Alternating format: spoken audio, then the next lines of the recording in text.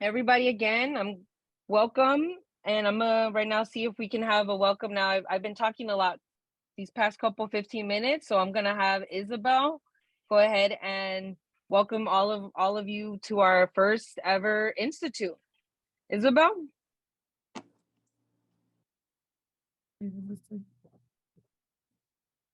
Hola, buenas noches a todos los papás. Hi, good evening to all of the parents from Achieve and from all of the schools.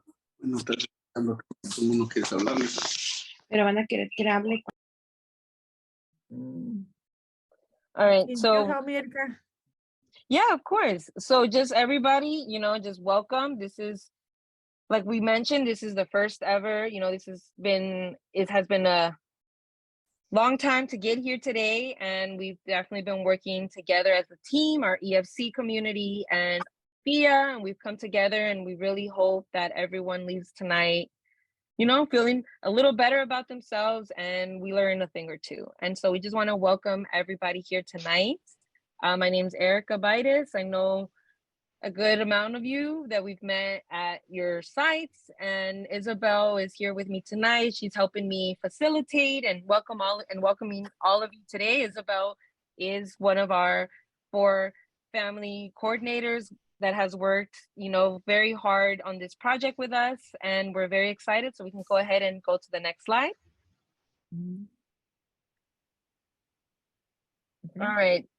And so we're going to be sharing, today's purpose, right? So what's the purpose of us being here tonight? And we're going to do a little bit of popcorn. We're going to call out some names. So Isabel, if you want to go ahead and read that first purpose, and then you can pick who you're going to pass it on to read next. Okay, sure. To invite parents, today's purpose and outcomes is to invite parents to be a key partner in EFC literacy campaign. And I pick Heather from Achieve. Can you do the second one?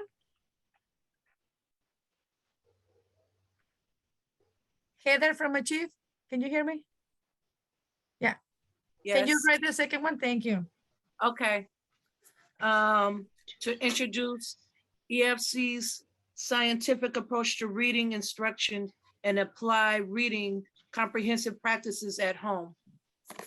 Can you pick another person? Thank you. Okay, how about anybody? I'm gonna try to find it here. I see Yasica. Magalum. Sorry. I can't pronounce it. Yasica. Jessica Moreno? From Cox. Okay. And we have it in English right now, so how okay. Well, who's next to her is Jamisha. Jamisha. Yeah. Hi. Can you read the third one?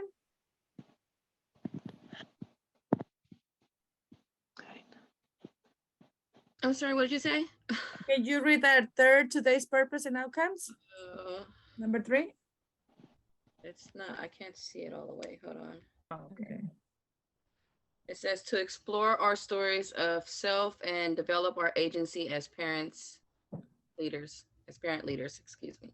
Great. Can you choose another person that speaks English, please? I don't even have the globe icon, so I'm not really sure. Let me. That's okay, Jamisha. We can right now, we'll throw it over to, do we see Jenny, our Ascend coordinator? If you could read the last part, Jenny.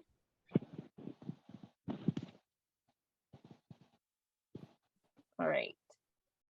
Okay. All right. So Jenny's still connecting. How about we just have Emily? Can you read that last point? So we shared our 3 purposes, and what do we hope our outcome is today?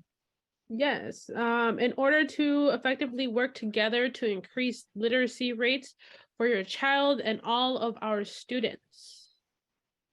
Awesome. So that's today's purposes. We can just go ahead and move on to the next slide. Alrighties. And so now it's EFC's family literacy leadership values, and when we were preparing this institute for you, we realized that there's a lot of overlapping in Families in Action, the work we're doing, but also all the incredible work that Education for Change does within their own schools. And so now we're going to read a little bit about their values. So value number 1, I'm going to go ahead and throw it out to Abby. If you could read out what the value number 1 is, please. Sure. Value number 1, agency. We build the agency and leadership of parents to advocate for their children's educational achievement individually and collectively. Awesome. And for our value number 2, if we could get Javi to read that second value. Yeah, science-based approach to reading. We champion a vision for high-quality schools, including a science-based approach to reading for all students. Awesome. And I see Vivica has connected from Cox Academy. If we could have you read the third point. I know it says 2. Sorry about that, but it's the third point. Value 2, parents must know. Parents must know the academic standards, the data, and their child's academic progress to be full partners in their child's education. Thank you. Alrighty. And the last point, if we could just have Rocio, Lazier's family coordinator. Homeschool partnership. We believe equally access to quality education takes place when there is a strong homeschool communication, collaboration, and accountability. Perfect. Thank you. Isabel, how do those values sound to you? Well, some of those values we apply in a school because we work in a school, right? But it's really good for parents to understand the way the EFC working with the students regarding the literacy of all of our kids. Yeah, exactly. So we so it's like exactly like you said, that this is a lot of the work that the staff, you're aware of these values. And so now, we want to make sure our parents understand it and what that actually means, so we can go ahead and go to the next slide. And I know we're moving a little slow, so sorry about that. So now what we're going to do, if we haven't already done it, is we want to go ahead and put in the chat box, make sure you have your name if you haven't changed your name yet with your school, and share your role at your school and which of our family leadership values do you identify with? What is something that resonates with you today? Something that you're curious, and if you want, we can go back to our values one more time. Let's see. Can we go back to the values one more time? Let's go back to the value, yes.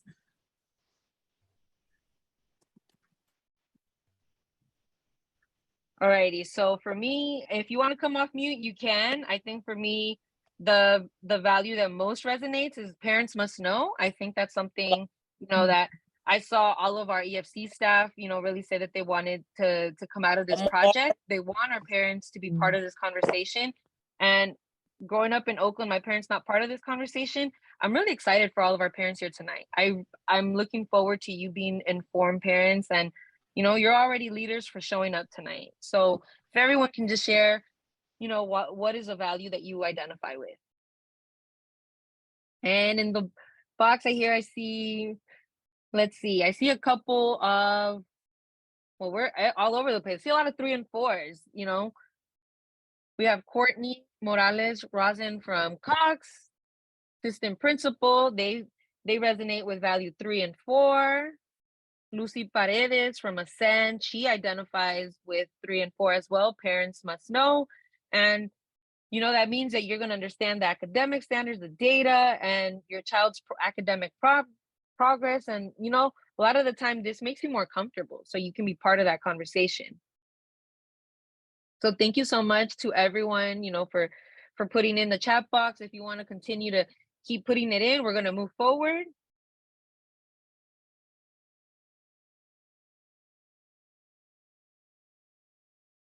One more.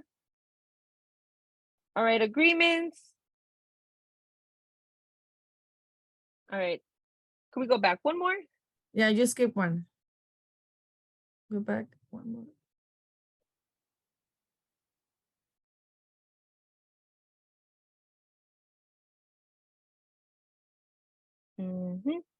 So right now we want to make sure as we're waiting, we're having a little technical difficulty as we're waiting for our slide to go back. But I would love to see more faces on screen. Isabel, do you see everyone from your school on screen? I see my 3 parents right here.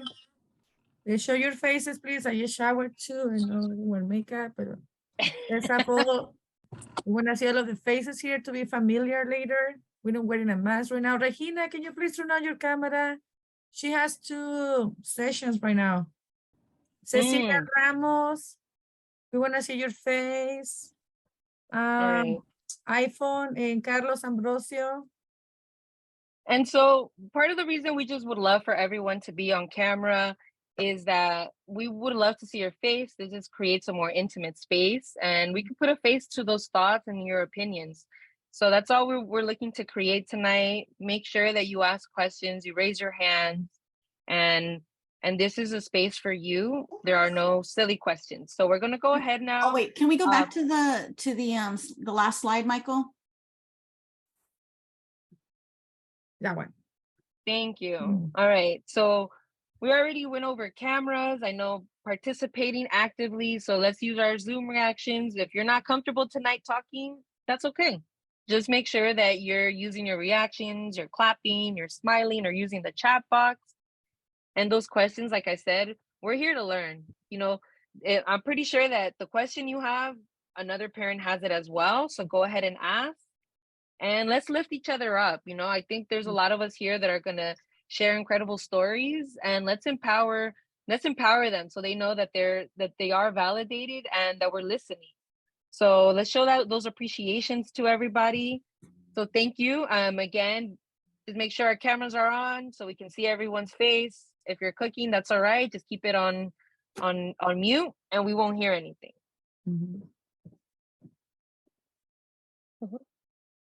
All right, and then thank you, Marisol. You're driving, so yeah, you can stay off camera, focus on that till you get to a safe place. We can go ahead and move on now to our agenda. So for our agenda today, this is, we've been going over, we welcomed you all, we have our values, and we've checked in, we've shared those with you, and now we're gonna go ahead and give the floor to our 2 guest speakers so that they can talk about literacy, and literacy is our big bet. Sorry, we're having technical difficulties. It just went away before I finished. There you go. Context literacy is our big bet at EFC. So we're gonna let our 2 guest speakers lead the conversation on that, then science behind teaching reading. Afterwards, parents, we're gonna have a special at 2 different points during the meeting today. We're going to be able to break out into our groups and talk about what we're learning. All right, and we're going to learn about the power code parable and literacy application. So if we can now move to the next slide.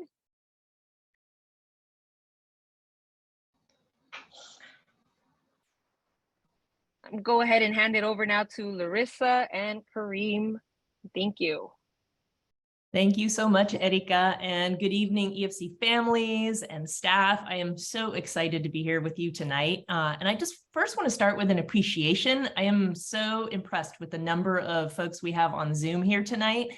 And I think it really just demonstrates the commitment that we all have, both school and families, to make sure that our students develop the literacy skills that they need to be successful. They need them to be successful in school and for careers and to be engaged citizens in our community and to flex their power. And so thank you for being here tonight. For me, this work is very, very personal. I am a longtime teacher and principal and now superintendent, but I got into this work because of my grandma. And my grandmother had really different life circumstances than what I grew up with. So I feel very lucky. I was able to go to school through 12th grade, then go off to college and become a teacher. And my grandma did not have any of those opportunities. My grandma started working full-time at age 9 after she completed 3rd grade. Her family didn't have money to keep sending her to school.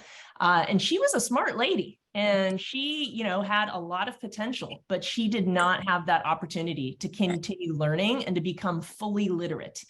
And she raised 6 kids. My mom is the oldest. And for my mom, she was able to provide a little bit more opportunity. So my mom actually was able to go to school till age 14, after which she had to also start working full time to help support her family.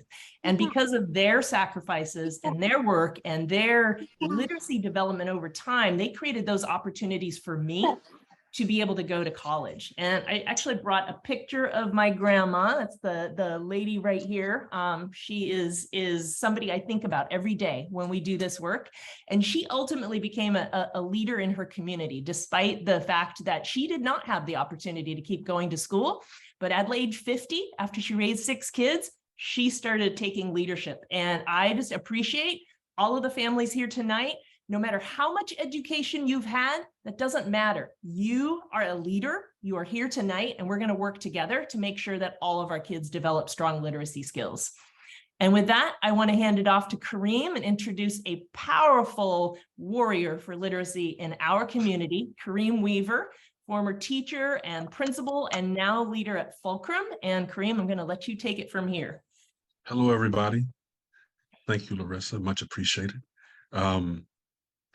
You know, so quickly about myself, I was a teacher too, and I worked at Ascend for a little bit and at Lazier, where my heart still is.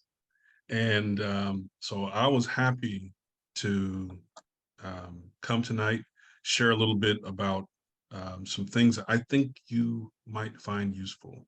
But I'm a Bay Area guy, born in Oakland, raised in Richmond, and I also work with the so I have 2 hats. One, as Superintendent Adam mentioned, I work with an organization called Fulcrum. It's a nonprofit. We're trying to get kids reading and trying to support schools, families, et cetera, to make that happen. I also work with the NAACP as their education chair, because this is a civil rights issue as well as an education issue. So with both of those lenses, I'm happy to be here tonight and look forward to engaging you. Larissa, we probably should talk a little bit about some of the things that we have seen. I know, looking at the agenda, there's some stuff I really want to just jump into, but I'll take your lead. We can talk first, but I want to make sure I do get a chance to share some things with the families that they can take away.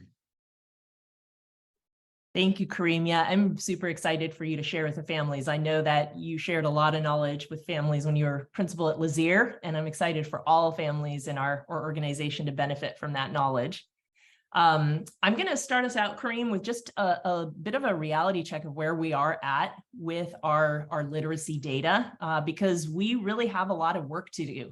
And so I want to emphasize the importance of what's happening. And I'm wondering if somebody could click it over to the next slide.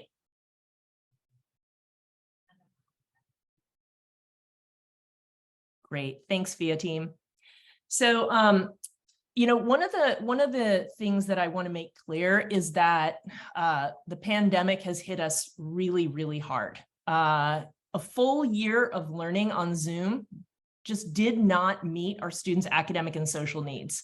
And no matter how we all tried, families tried hard, staff tried hard, and we're not where we need to be in terms of our kids being able to be fully literate.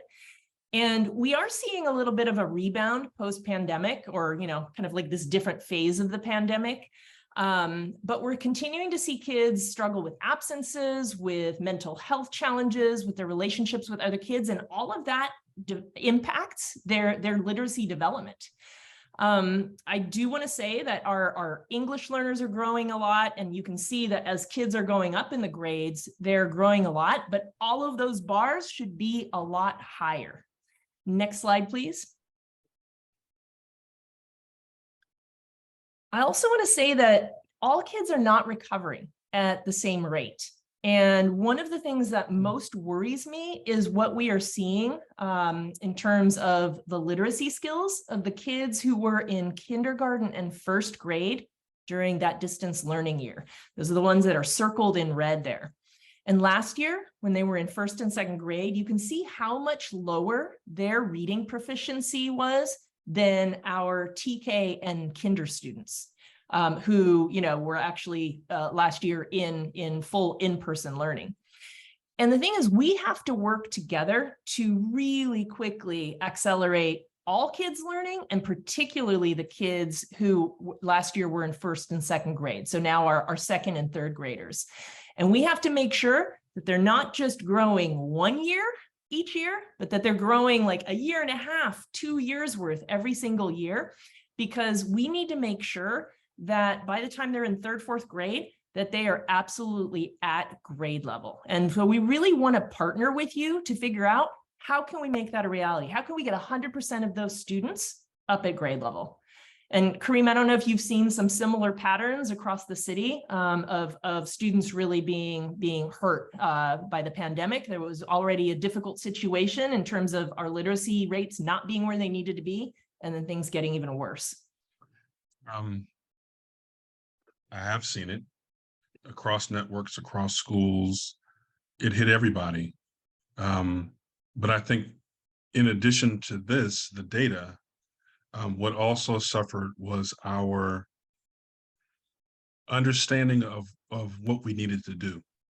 We kind of forgot that whatever the initiatives were and the work, and people were just in frantic mode. We're trying to survive and pay our bills, and am I going to catch COVID and all that? And so we forgot about it is very, very specific work we have to do around literacy.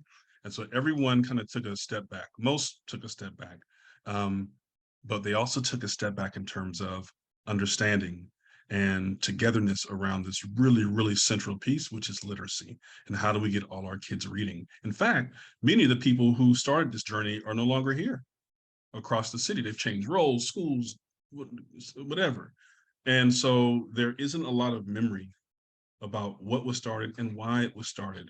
And that's kind of where we want to reset today or tonight.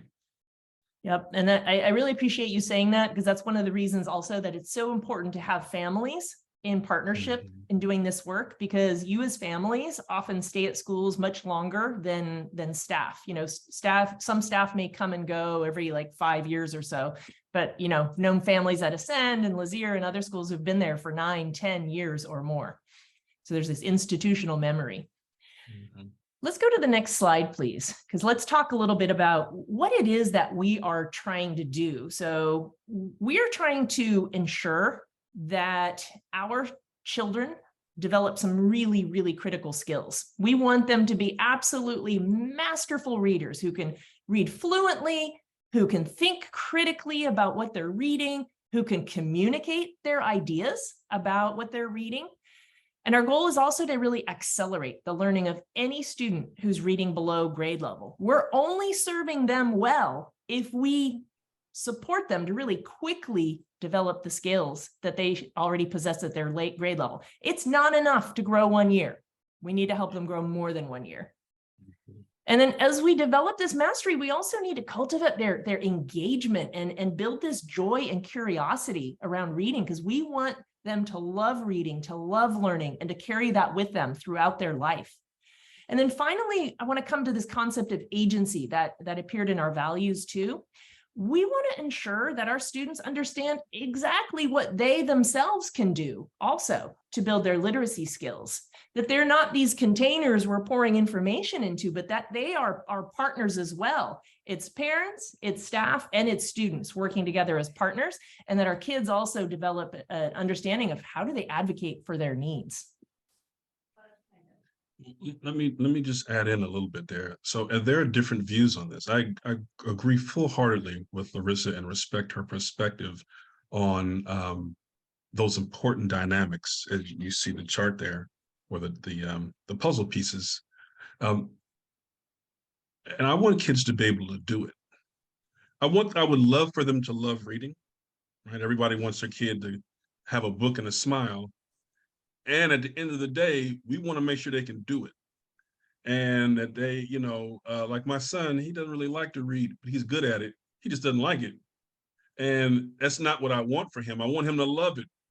But at the same time, we want to make sure that everybody can do it. And so that's one of the reasons why EFC's approach to literacy is so important to understand, and why families have to be at the center, because you all are going to be on the front lines of making sure that they're able to actually do it. I think that is so important, because a sense of agency and engagement without mastering the skills is not going to help students be successful in life. Well, sometimes though, this is a good question. I think we should talk a little bit about this, just a little bit, because I think they're almost seen as being either or.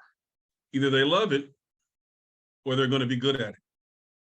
I don't necessarily think, and I don't think EFC thinks that that's the case. I think you can work on both. I think you can get kids or encourage kids to like what they're doing and to love it, but that we're prioritizing them learning and acquiring the skill and mastery, etc. I'm just curious, for you as the leader of the organization, do you see those two things in conflict, with mastery and joy, or you see them as being two sides of the same coin?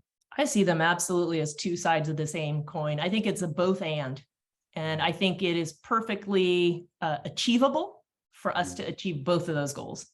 Okay, right. Yeah.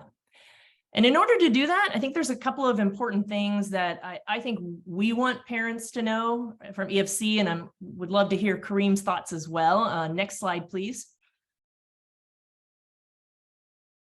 So, some of what we really want you as parents to know is just our approach is science-based. It's based on research about how children learn how to read. And so one of the things that's really important to know about our approach is that our kids need to sound out their words. They need to know their letters.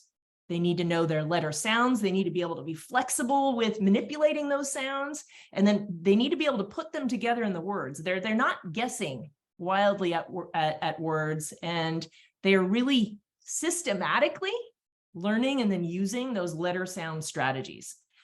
And that because of that, our kids should be coming home with text that they can actually read. So if your child should be able to sit down with that book and systematically figure out what those words say based on what they've learned about the letters and the sounds and how to put that together. And then our philosophy is that also there should be joy. And as parents, it's really important. I'm the mom of 2 kids, and it took a lot of patience, and you need to affirm and encourage. They're not going to get it right necessarily every single time. We need to create an atmosphere for them where they will take those risks and they'll keep trying until they can read those words. And we want to celebrate that. And then finally, we want to make sure that our kids are thinking deeply, that they're not just reading the words, but that they're stopping to ask themselves what did I just read? What do I understand? What do I want to tell my mom or my dad or my grandma about what I just read? And practice communicating their thoughts and all of their questions. And we want them to both, sometimes be reading for a clear purpose, like getting some information. And we want them to also just read for pleasure. We want them to be reading all the time. Kareem, what are your thoughts? I think all of those are very, very important. And I would go to the next slide to bring out my thoughts on this, which is that there's a lot that goes into teaching reading. There's a lot. I mean, and I don't want to get into all the specifics of it. I don't think it's really necessary for tonight. But it's there. There's a rope. You can go look at it. Each of those little pieces of the rope means something, right? And the reason why I wanted to go here is because my thoughts are like, you as the parents can't get so caught up in this. This is the doing. This is the nuts and bolts of this. These are all the things that the kids got to learn. They got to learn vocabulary. They have to learn language structure, and they have to learn how to decode. So they got to do all of that stuff. But the most important piece, hands down, is that second value. Now, I know I'm asking you a lot to jump around like this, but if you go back up to slide 4, you'll see what I think is the most important part of all this. And it's slide number 4, I should say, in the deck. Keep going, keep going, keep going, keep going, where you list the 4 values. The first, number 2, keep going, a couple more. That's it right there. Number 2, value 2, science-based. We champion a vision. So when I think about that, Larissa, is that the parents on this call have to own this. You all have to be the one to say, we're going to have a science-based approach to reading for all students at EFC schools. If you all don't own this, as she said earlier, teachers come and go, principals come and go, staff, we do what we do, but you all have to own it. It's one of the reasons when I left Lazier that I felt comfortable leaving, because I felt like the parents owned it. It was their school. They had the standard of success for kids. They were the ones who decided what's good enough and what's not good enough. And with that level of ownership, I was like, hey, it's not about me. And so that's the one thing I want to make sure we get tonight on this. There's other stuff too, but that's one of the things I want to make sure we get tonight is, yes, this is the board and Larissa and staff school, but it's your school. These are your kids. You have to own it. We have to champion a vision. That means, and I can tell you, this is a growth area. You know, I've spoken with staff before in different settings, and there was conversation about, you know, how did we get here? And many of them are newer because of the pandemic, things people turned over, and they didn't remember the journey. That's why it's so important that parents hold a line and say, hey, listen, this is how we do literacy at EFC. At EFC, we do a science-based approach to reading. At EFC, each of these little threads in this rope matter. You could go back down to I think 12 is where we're at. And so I really want to make sure that you all get that tonight. That yes, this is important for sure, all the little pieces, and we have the things, and that yes, it's very important. And I can talk more about that in just a minute, but you as parents have to champion this scientific-based approach, because I can tell you, people have lots of different beliefs about how reading should be taught and could be taught.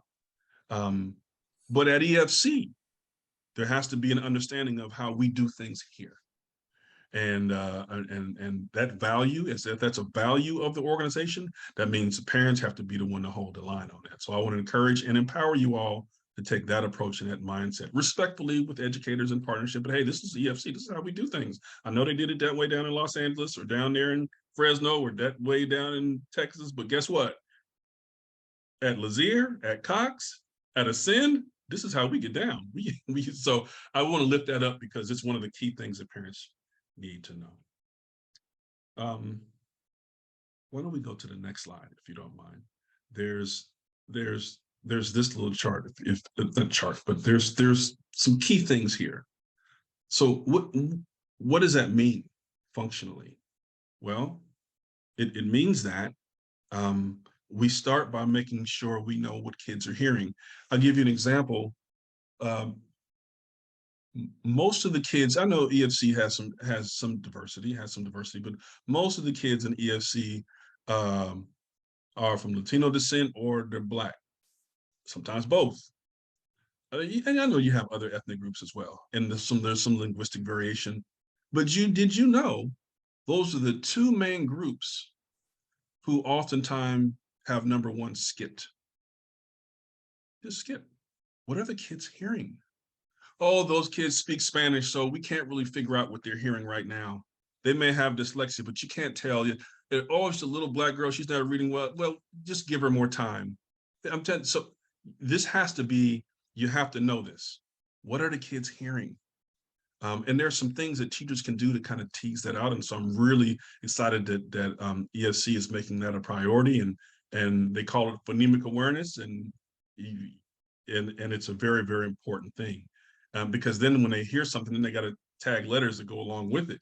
And you at home can do that too with kids, whether it's putting letters on the fridge, whether it's asking, putting some, when they're eating some type of alphabet cereal or whatever it is, just asking them to make sounds and trying to get them to clean up their sounds. So you might hear a kid say something, you say, what's this sound? The letter might be B, and they say buh. And you at home can say, you know what, let's clean up the edges and let's erase this sound and just say buh. You can do that at home. And you can begin to clean up some of those things so that when they get to school, it's more strategic and more targeted, and they have less to do. They can be more targeted with what they're doing. And the bottom line is they got to crack the code. So there's no more guessing. At EFC, we don't just guess. We don't guess. No. I understand, but no. Even without the picture, we're going to sound this world. We're going to figure this thing out together. And as a core value, like parents, you all should know that. So if a kid comes home and you say, hey, what does it say? And instead of putting the pieces together, they're doing other things to figure it out. You have to know that you should start asking some questions. And then one of the key things in that, and Larissa, I'm sure you might want to jump in on some of this stuff too, is that at EFC, we actually go in order. We don't just skip around, you know. If I was teaching you how to ride a bike, we got to start one thing at a time. I wouldn't be teaching you about the gears first. I probably would teach you how to balance, then the pedals, then this and that. And it's the same thing with reading. They got to go in order. And so as a parent, you really should be paying attention to that. You could even ask the teacher or the principal or Ms. Adams or Dr. Stewart and say, hey, what's the order of things here? What's the sequence of things? How do we, what's so I know what to look for? But at EFC, parents, you should know that doing things in order matters, and so we're not just going to skip around and stuff. So all of these things are just like a pathway in, not barriers for you. These are pathways into the conversation with your teachers, the principals, and all the rest. Larissa, did you have any thoughts about any of this stuff? Just that, that is exactly some of what you're going to be learning during these institutes, is just like, what are those specific skills that we're teaching? What order do we teach it in, so that you'll have that knowledge both to practice it at home, and also to be able to go, advocate for your child at school. If you say that's not happening at school, to be able to say like, hey, I went to Literacy Institute. I know that they're supposed to be learning X, Y, and Z. Can we talk about what's going on? Because I see that my child is not learning what they need to be learning. So that actually, that takes us to the next slide. So we can wrap this up and get you guys into the conversation. But our goal is to have 100% of our kids reading at grade level. And that's why we're here tonight, because our theory of action is basically that we can do this if we are working in partnership with you, and that we need to share the knowledge and the expertise that we both have, that we have as schools and you have as families. And I think if we share that knowledge with each other, we will have some big gains in our kids being able to read. And so we're going to build your instructional knowledge about reading instruction, and we're going to build your leadership to be champions for that work in our schools. So I want to take a minute now and ask you to drop in the chat. Just, you've heard us, Kareem and I, say a couple things here about literacy and about what we're aiming for. What resonates for you? What are you thinking right now about either your own child or your child's school? What are you learning? What are you thinking? Go ahead and drop that in the chat.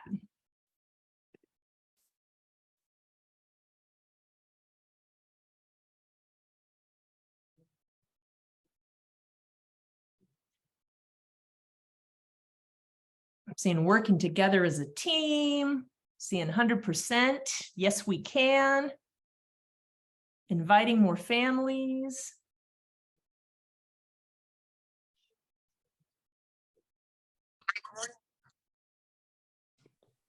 Who else has some thoughts? You can go ahead and come off mute too if you feel more comfortable saying it out loud. What do you all think? Can we do this? Sure. See a question, repeating the question, just, Kareem and I have just been sharing some of, what do families need to know, what our goals are, share a little bit about like, where are we at right now in terms of the, percent of kids who are at grade level. What's coming up for you? What are you thinking? More parent involvement, teachers and parents working together, that partnership, accountability for both of us. Thank you. Thanks to everybody who's dropping their thoughts in the chat. All right, FIA team, should we hand it back to you? All right.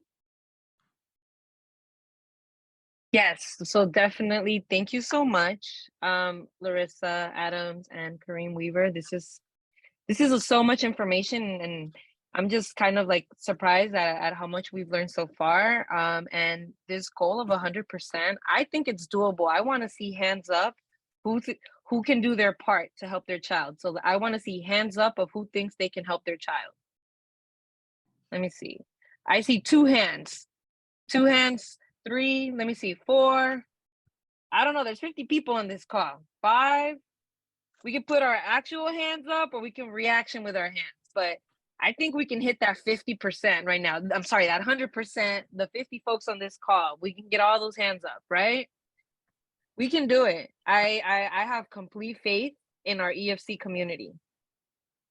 Erica, before we move on, could we have a FIA woot woot tradition and to all come off mute? Could you teach everybody that tradition? We just heard from, I don't think we get to speak to the superintendent who's running all the EFC schools every day. And she took her time to be here, extend that partnership. And then we certainly don't get to hear from Kareem Weaver, who speaks all over the country. He's very well known. He's in demand, and they're here with EFC parents tonight. They're taking their time because you are the most important people for them tonight. So I think we should give them a woot woot. What do you think? I agree. And I think we got to do 2 woot woots. The first woot woot is for our guest speakers and for sharing, for giving us this space and for being a part of this conversation. So that's the first woot woot. So on the count of 3, everybody has to come off mute and you got to say woo woo. If your kids are asleep, I think you can just put in the chat, but it's kind of early. So I think everybody can woo woo. So 1, 2, 3. I don't know. That sounds kind of dry. Try it one more time. All right. 1, 2, 3. What? All right. Some of us might be hungry. Maybe, I don't know, we haven't had dinner.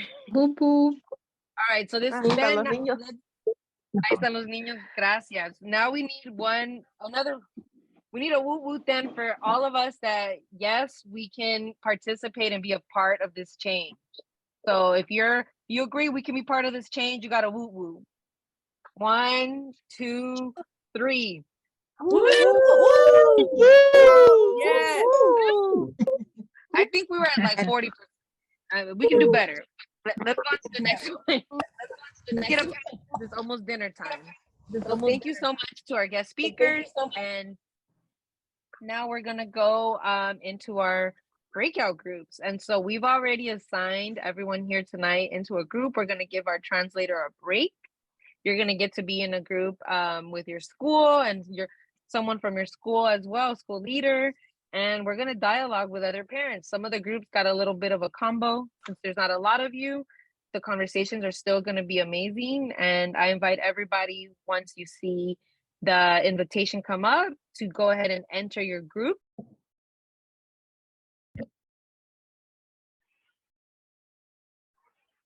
I can't remember. All right, so now our presentation for you today, we split it into 2 parts, right? We have the academics, that Education for Change killed it, and now it's FIA's turn, right? So we're all about building that power and organizing, and now and our goal is to develop you as leaders. And so our focus today is the first revolution is internal. All right, so anybody have any idea what that means? You can put it in the chat box if you have any idea what you think that means, or if you want to share, you can also share. I'm also going to be welcoming Emily Nunez, who is the family coordinator at Cox Academy. She's going to be helping me out with this part of the training. So the first revolution is internal. Emily, what does that mean to you? To me, I think that we have to start within our home in order to support our students the best that we can. In order to support them at school, it has to start at home. Yes, 100%. I agree with that. And then you got your rock star mom, Vivica, in the chat box. Viv. Do you see what she put? I don't know if you want to read it out. I do not. Oh, here. I'll read it for you. We have to make the decision ourselves. So yeah, it's all yourself, internal, you, the parents. So we're going to go ahead and go to the next slide. Okay. So the power quote parable, sorry. Power made me a coat. For a long time, I kept it in the back of my closet. I didn't like to wear it much, but I always took good care of it. When I first started wearing it again, it smelled like mothballs. As I wore it more, it started fitting better and stopped smelling like mothballs. I was afraid if I wore the coat too much, someone would want to take it, or else I would accidentally leave it in the dojo dressing room. But it has my name on the label now, and it doesn't really fit anyone else. When people ask me where I found such a becoming garment, I tell them about the tailor, Power, who knows how to make coats that you grow into. First, you must find the courage to approach him and ask him to make your coat. Then you must find the patience inside yourself to wear the coat until it fits. Right.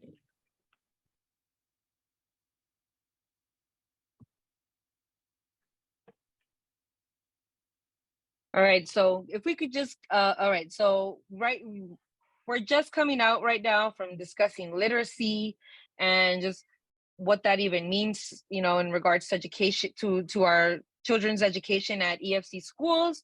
And so now we're going to talk about pretty much what where this parable is. It's a way that we want to activate our own power, right? And we want to be those literacy leaders. So I know I saw a couple folks on our chat say that it's that they like this idea, that they understand the parable. And so for those, I see Liz, you said you love this. Why do you love this? What do you love about the parable? Hi. I just thought it was so beautiful. I related to it from times in my life where I didn't feel like I had I don't know, direction or purpose or agency, and how I've grown more and more into my purpose. And I'm a literacy advocate, and I'm also a parent of a dyslexic kid. And so I just thought it was beautiful. We're all in different stages of coming into our own power. Thank you. Thank you so much. So yeah, it was a quick test to see, and I loved your answer. I think there's, you know, we got a lot of parents on here whose kids are facing different challenges.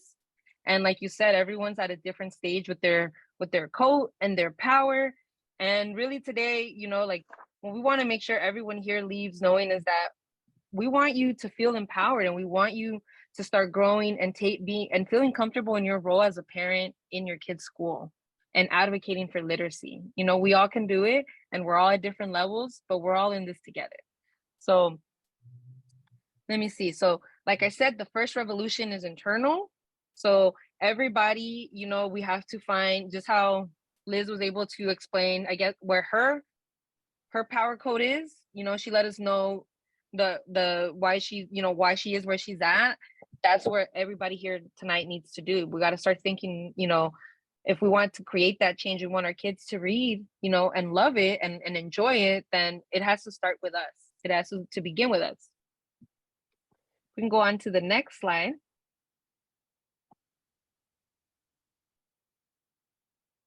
And then we just saw this, and I saw someone say ownership and accountability from Vivica, and you know, that's right. We part of having power, you have to be accountable for it, and you got to own it. So you're right on the money. And you know, Cesar says you got to work on my intern, you know, on yourself, and that's awesome. That's why we're here today, Cesar. Trust me, you're not the only parent here who shares that. I'm sure we can get some thumbs up who agrees with Cesar. They may have some work to do. I see another thumbs up right there. Let me see. I see 2 thumbs. So Cesar, you're not alone. This is the space to be in tonight. So now in preparing, you know, when we talk about literacy, we all have a different story. You know, we all have a different challenge, and we all made different choices, and we all had different outcomes when we all learned to read. And even in this group, if we all shared today, you know, how we learned to read, we would all have something different to say. and we would have all had a different challenge. So our literacy story that we're going to talk about today and teach you is, who am I and why do I have a responsibility to act? So just everybody, if you can just put yourself in that mindset, who am I and why do I have a responsibility to act? And to help me better explain this, we're going to have our awesome family coordinator, Rocio from Lazier, share her own story, her own literacy story of self. And we can go ahead and move the slide one more. So Rocio, I'm gonna go ahead and let you take the lead here. The floor is yours. And I know you have an incredible story, and Rocio is a family coordinator. She's been with the Lazier family for over 20 years, but she's also been involved with Families in Action since we got our beginning three and a half years ago. So there's no one better to lead us in this conversation than Rocio. So, buenas noches a todos. Mi nombre es Rocío. Mi historia de educación comienza en México. La educación en México es difícil porque no puedes contar con el apoyo de otros para tu experiencia educativa, excepto con la maestra.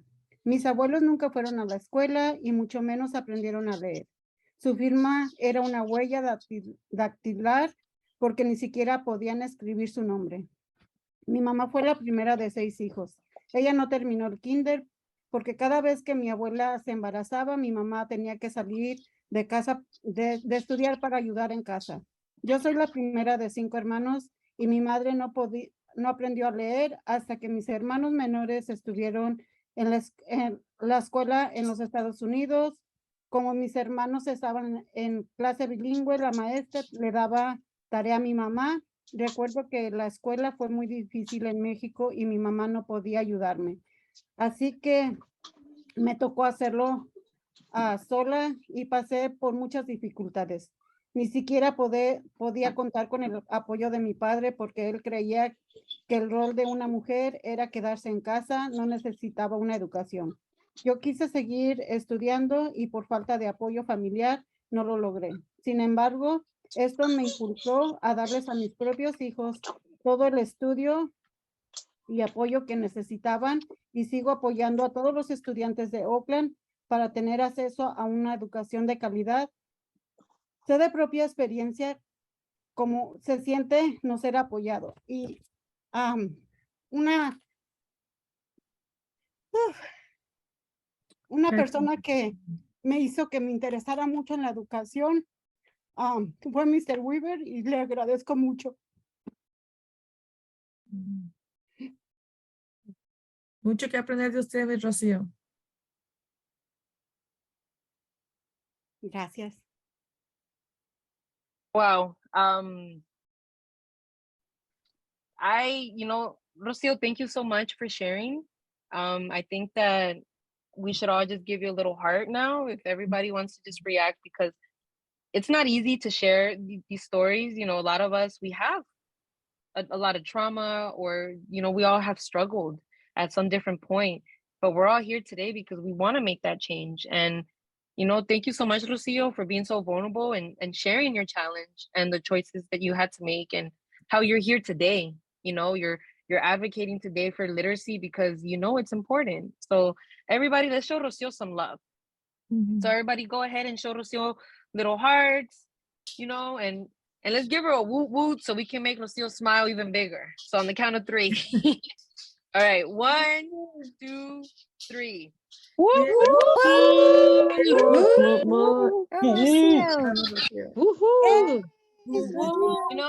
Thank you so much, Rocio. And so now, just here quickly, who wants to raise your hand if you identify with Rocio's story? If there was some part of what she shared today that resonates in your own life, let's go ahead and let's see those hands up. Who feels like they can identify with it? I definitely can. I see 3 hands. So 4, 5, 6. Awesome. So, now we're going to be going into our small breakout groups that we already introduced ourselves. And we're going to go ahead and dissect this story of self a little more. We want to give everybody a chance to try out this activity and to meet in our groups. We're going to be in the same groups as last time. Again, just make sure when we come back that we go into translation. And sorry, I'm just having technical difficulties here. All right, and so just make sure if you see the box right now to, let me see. Sorry, I'm getting a notice that the translation is in. It's cutting off for Spanish. I don't know, Jordy.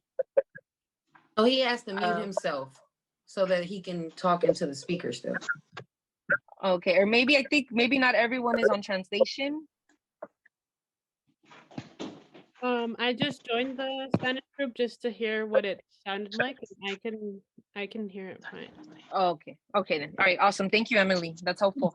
So we're just waiting now to go into our breakout groups again, so we can go so we can dissect this with our EFC and FIA leaders.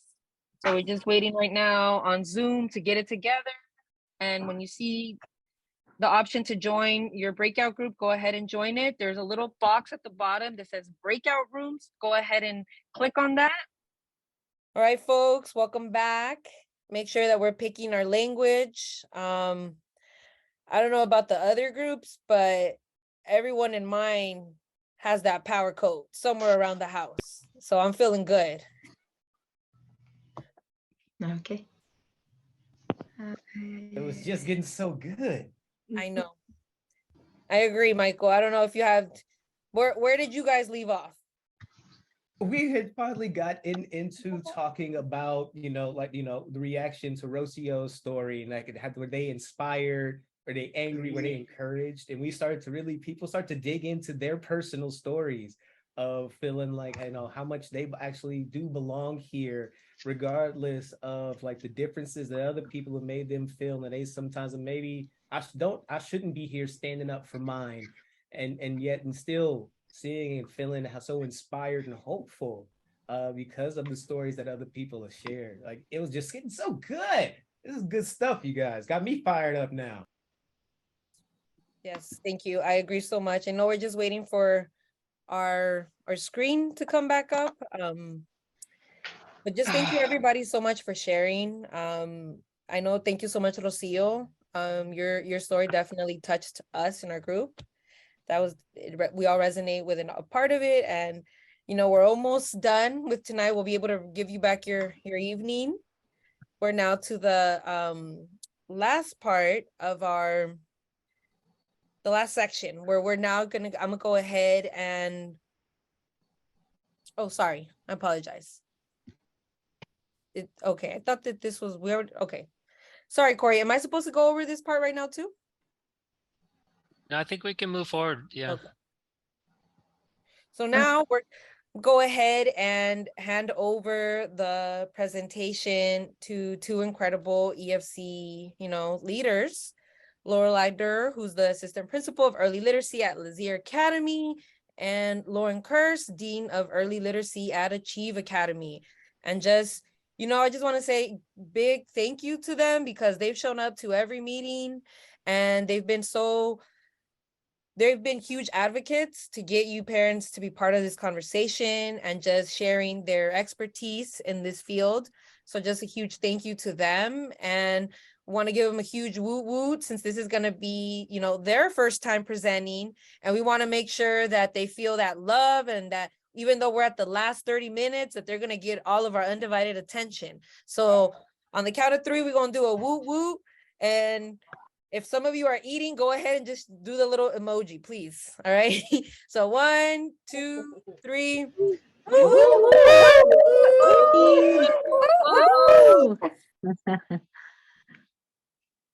All right. So it's all yours now.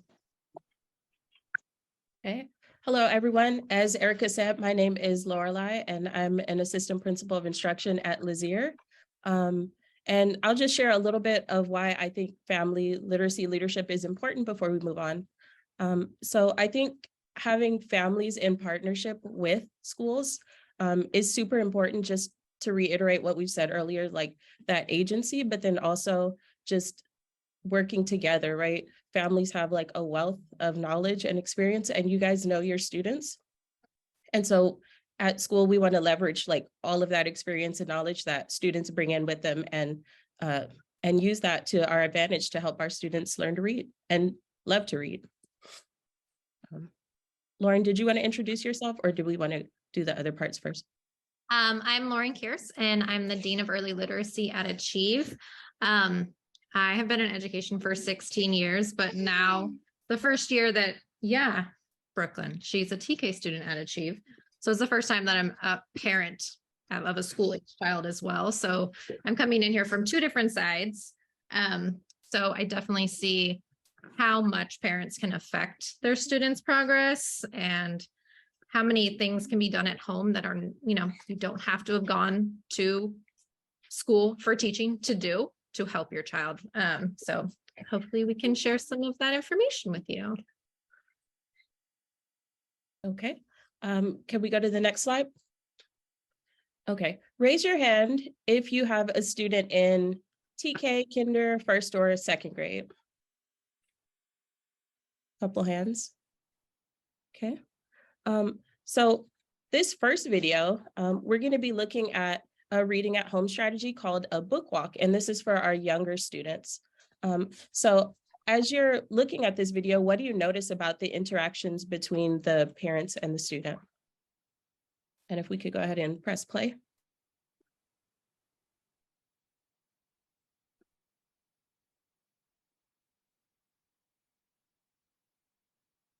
Michael, could you hit play on the video? Thank you, sir.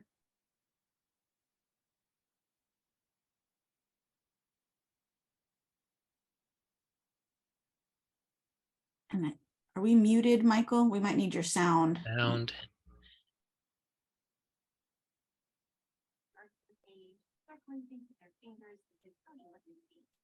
Hand them the book and let them do it on their own.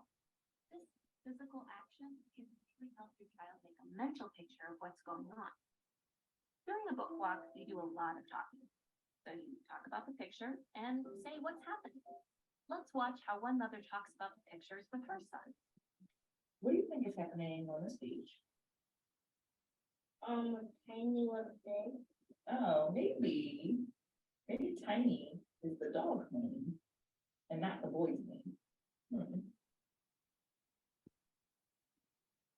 What do you think is happening on this page? The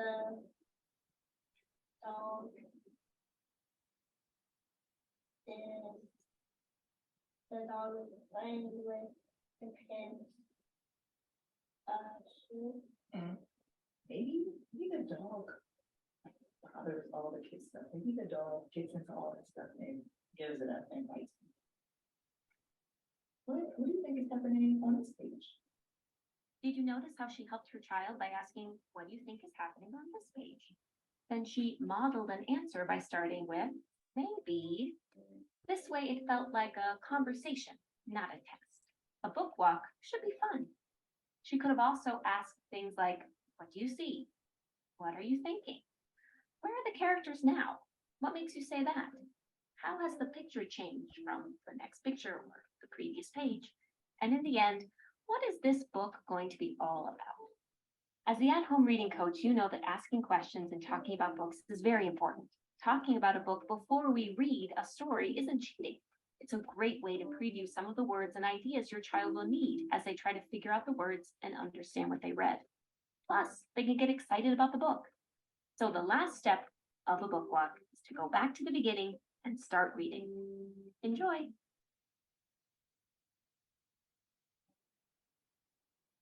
Okay, so we could type it in the chat, or if anyone wants to come off mute, what were some of the things you guys noticed? And we have a couple of points on the slides, but feel free to type or say anything else that resonated with you. I noticed the body language of the boy, of the child. The body language can tell you a lot. Like when I'm reading with my son and he's defeated, I can see that, and I have to like do my own work with him to get him out of that space so that he can not only keep reading but comprehend what he's reading now, because he's there's something emotional happening. Thank you for sharing that body language and the emotions piece. Maybe one or two more people in the chat or on mic.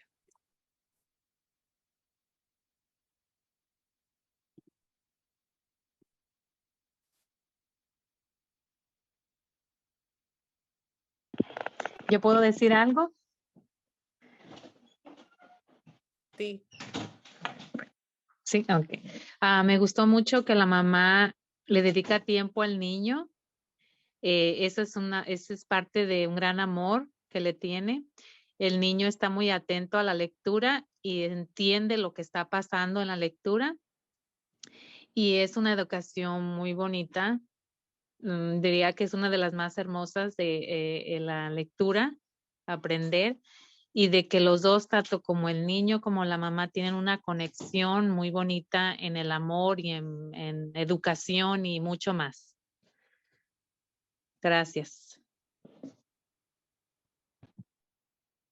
Yep. Thank you for sharing. And thank you in the chat. Just trying to read some of them. Appreciate everyone sharing. Just to stamp it. It's like building that relationship with our child, right? It's not like punitive or like oh, you're at school right now, you need to do this. It's like nurturing that love of reading and asking questions and just like modeling that joy or engagement with the book yourself. And definitely very low stakes thing, right? We want our kids to, like Kareem said earlier, balance that doing it versus the loving and enjoying reading. And for our older students, can we go to the next slide?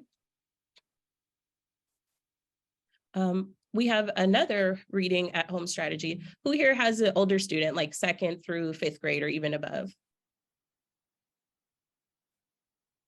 Okay, couple hands. So this is more about like independent reading, but we're still reading with our kids. And just similar, what do you notice? What are some things that are resonating with you as you watch this video?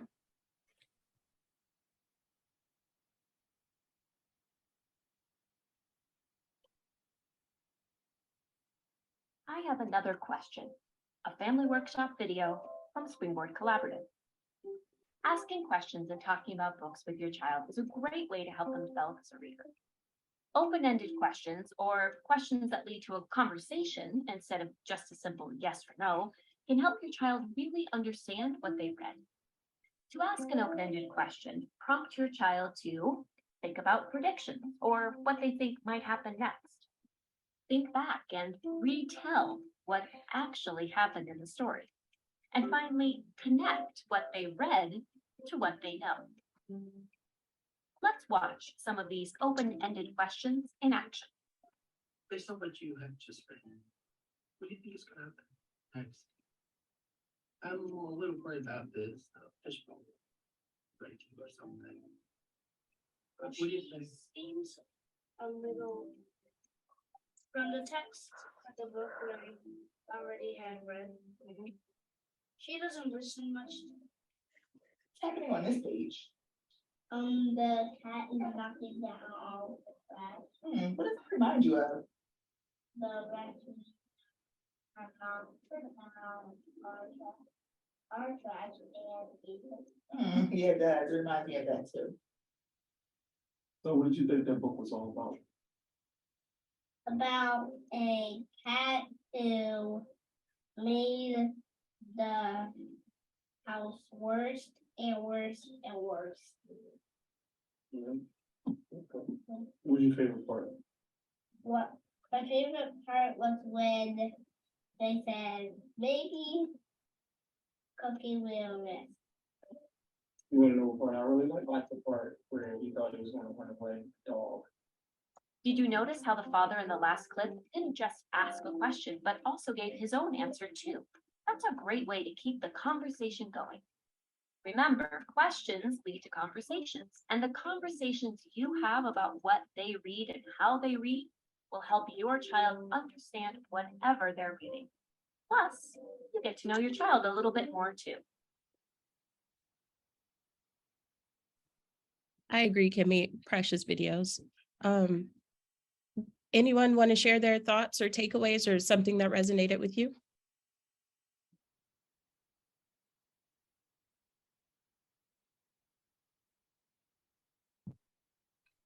I can share an experience with my son. I have a student in 8th grade, But the way that he's reading now, comprehending, he's a level like he was a kindergarten like 3 months ago. Now he's in 4th grade level reading. So it was really shock for me, like knowing he's in 8th grade, but he doesn't know how to read. He forgets what he's reading and he don't remember some things. So he has an IEP now, but now that I work in the school, it's really like, I think like he was great. He was doing fine, but no, he needs a lot of help. And I need a lot of support on how supporting my son to really understand what he's reading. Thank you for sharing, Isabel. And our hope is that in this institute, we'll do that, just that, like give you guys strategies and ways to work and read with your students. Yeah, thank you. And I see some in the chat asking questions and reading. Anyone else want to share?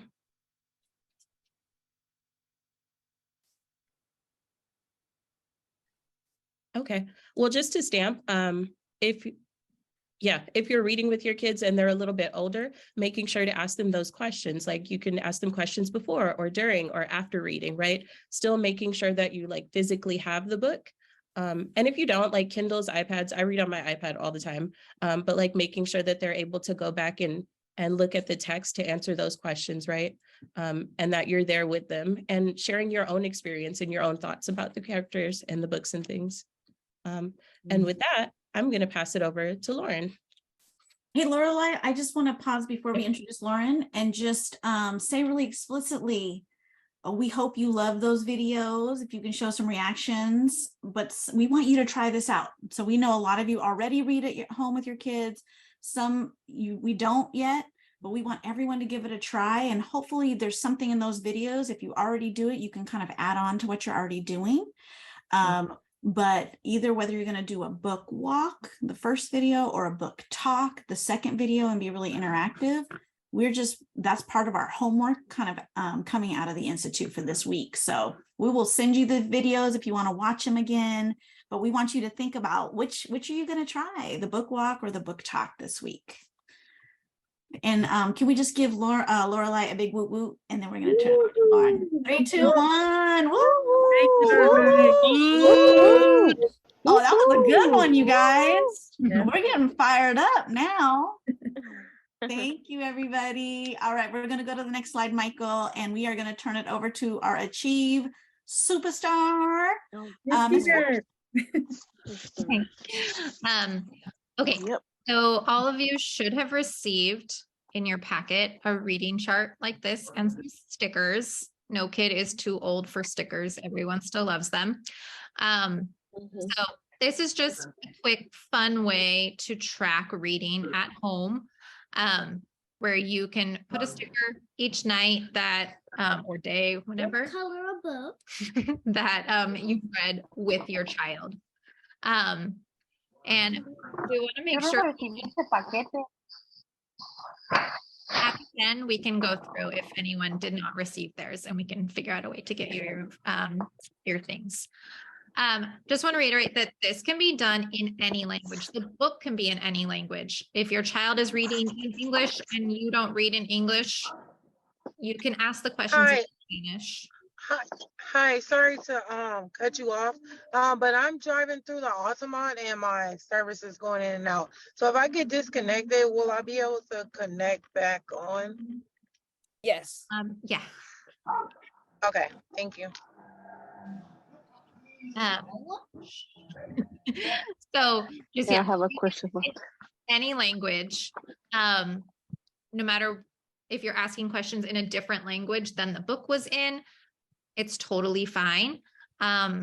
Also taking advantage, especially over the pandemic, so many great recordings of stories were made on YouTube.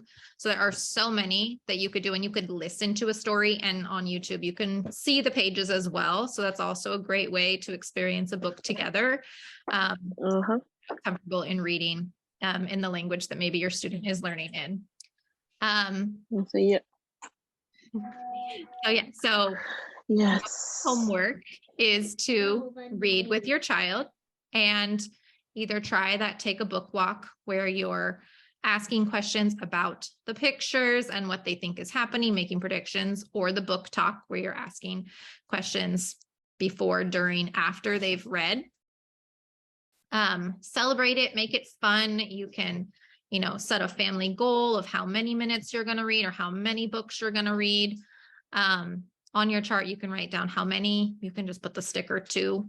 And we would love to have more videos like that of families reading with kids. So if you can record even just a quick little, couple minutes of it, we would love for you to share those with us so that we can have our own bank of students and families reading together. And again, in any language. So we would love to see those.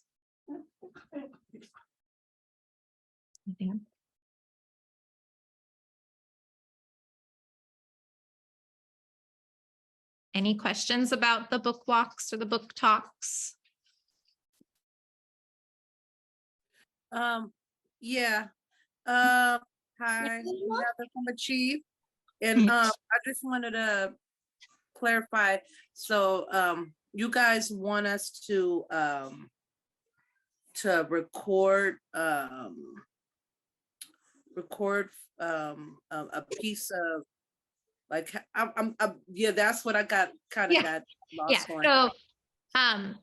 So the minimum is to read with your child at home. If you feel comfortable and want to record either a book walk or a book talk of you and Nyla, that would be awesome.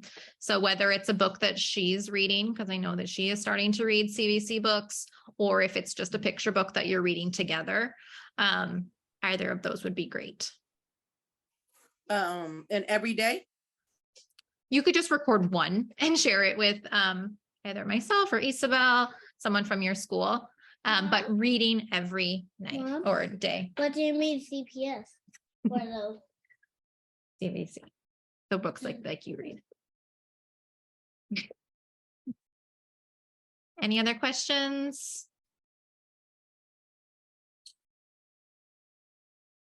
All right.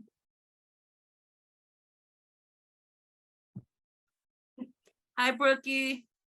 Yo te tengo una pregunta. ¿Me say hi?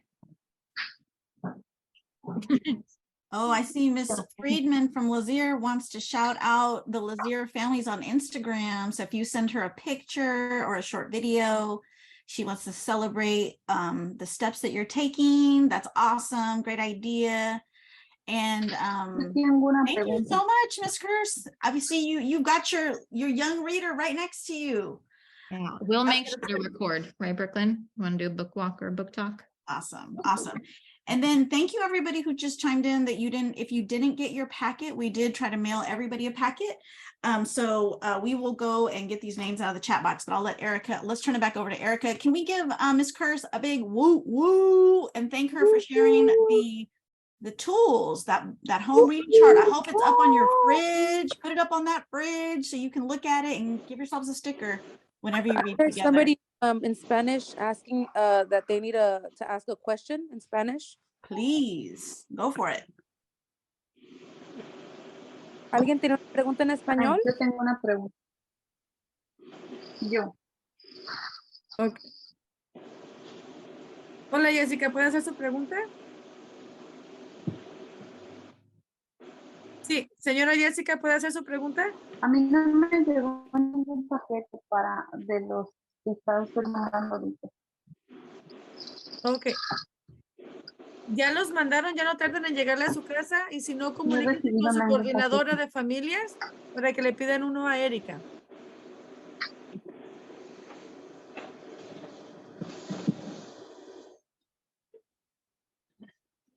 So, all right, folks, I know it's a question that's coming up in our chat. I know we've answered it, but in case you didn't see the response or right now when Jessica asked, we mailed these packets out. If for any reason you haven't received it, we can get it to you. We just need you to please communicate with your family coordinator who you are and that you need one, and your coordinator is going to let me know and I can just drop them off at the school. Achieve already let me know who's missing some, and we can do the same.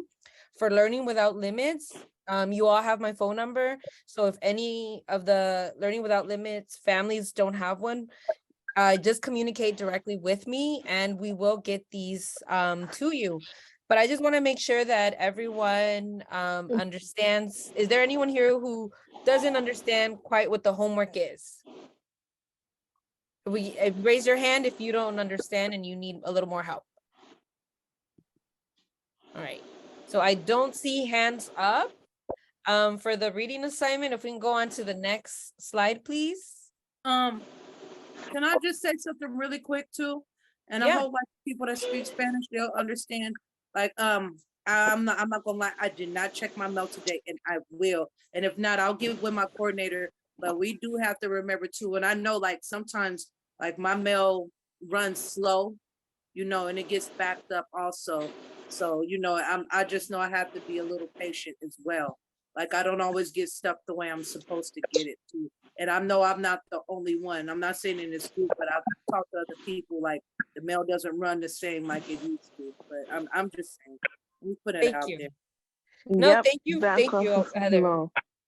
Thank you. Like you said, you're not the only one, and we're gonna meet you there. So we just gotta, you know, coordinate with the family coordinators and Learning Without Limits with me. So just, you know, we want to make sure we got 9 minutes, and then you're all free to go. So our next steps. So they're power and practice, literacy application. So we want to make sure just we just went over the reading calendar. You want to set a routine for what works for your family and your child. So use that home reading chart and set it up in a manner that you know your kid is going to have fun and you're going to have fun and it's going to just create a positive experience.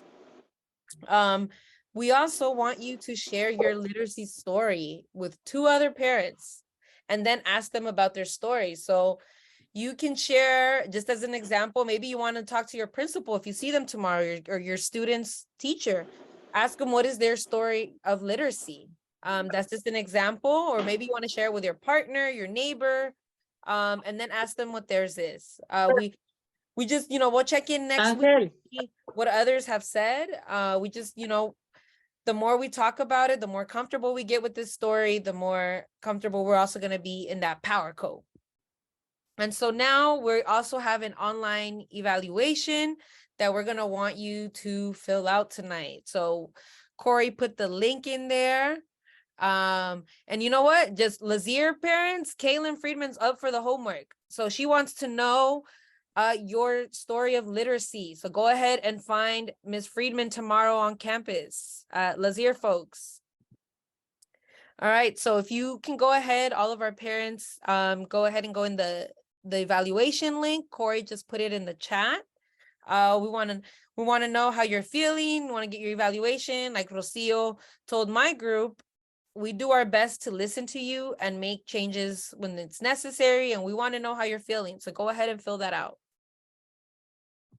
And then in the chat, Isabel, you want to go ahead and put in the chat what we're asking our parents to type in? Okay.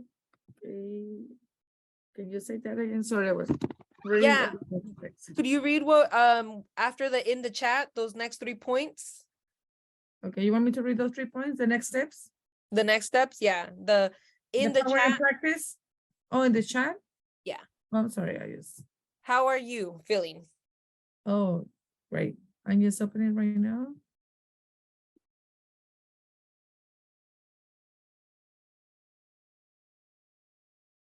So I'll go ahead so we can just go ahead because it's loading. Yeah, it's okay. How are you feeling as we wrap up session 1? So go ahead in the chat. You want to put in, how are you feeling today now that we're finished with session 1? Go ahead and share a word on how you're feeling. We also want to know what's a glow for this session. You know, what's a glow, meaning something positive, you enjoyed it, you loved it, made your night. Go ahead and share that. And then a grow for us. So the grow is something we can do better, we can improve. Perla Benitez, very inspired and motivated. Emily loves sharing in the breakout groups. I'm gonna take that as a glow for us, just that creating that space. Jamisha's feeling more confident in her power code. Great. All right, Lorelai, getting to know a little bit about parents and breakout group. I see that, I see a lot of folks that same comment. So I'm happy that our breakout groups are accomplishing that for you all. We definitely want to create that space, and we are 5 different schools, but we're all the same. We're all in this together. We're a team. Yeah. And our last evaluation is, what's a growth for this session? What is a growth for this session? Yeah, grow. So something that we can do better or improve. Mm-hmm. All right. Yes, Jenny, I know coordinator from Ascend feels more connected and excited about continuing the work at her site. Yes. Work's not done. All right. And so are we going to be sharing the results for our survey, or do we know how many folks have already filled it out? We're at 5 minutes, so we're right on time. No, it's not that kind of survey. We can show it after. It's not a poll, Okay. so it's Okay. it won't tabulate automatically. Okay. And then Perla, knowing you're not alone, all of us have similarities, definitely. Yeah. 5 different sites, and there's a lot of similarities here. And then let me see if we want to go ahead. I don't know if my team can let me know, did I miss anything here? Or are we ready for our final woot woot that everyone can enjoy the rest of their evening? I just wanted, please let us know if you didn't get your packet, and if you don't get it in the next few days. As Heather said, sometimes it takes a little bit longer in certain places, but we want to make sure we get you your material so you can try out your home reading chart, and you can kind of see a little bit more information about the Institute. We are going to have another mailing, so we want, even if you got your first packet, you're going to look out for your second packet, and it should come over the weekend or Monday or Tuesday. But look out for that one, because that one is actually going to have the information about your child's literacy levels right now. And we're going to talk a little bit about the benchmarks for the different grade levels next time. And we want you to actually have that personalized information. And then we're going to go through some activities that you can use with your child. So just if you can make sure you look out in the mail for even another packet for all of you. We're going to meet again next Tuesday, and then we're going to have 1 week off. So we'll see you next Tuesday.